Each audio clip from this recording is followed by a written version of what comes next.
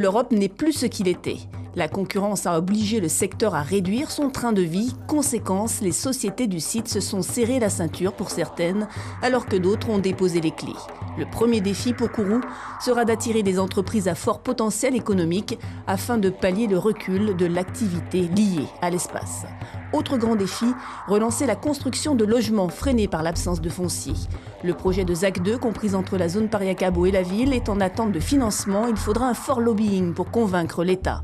D'autant que depuis quelques mois, on constate à Kourou l'apparition de quartiers informels dus à l'arrivée massive de migrants en Guyane, situation que devra gérer la future équipe dirigeante. Autre problématique, la montée des eaux. Le phénomène d'érosion est temporairement ralenti par l'installation de protection le long de la plage du village amérindien et du quartier de Lens, mais le combat n'est pas encore gagné.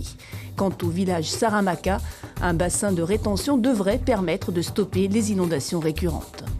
Point central de la campagne 2014, la sécurité sera toujours au centre des préoccupations. Un dossier épineux depuis plusieurs décennies en attente de solutions pérennes. 55% de la population a moins de 25 ans à Kourou, avec un taux de chômage de 20% chez les jeunes.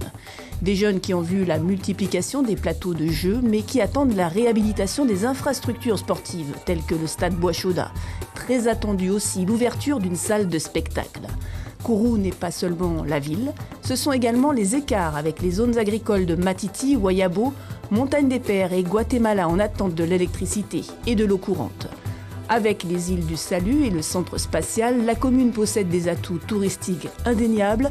Elle n'a toutefois plus cette image de ville attractive façonnée par le spatial. Kourou est à un tournant qu'il faudra réussir à bien négocier.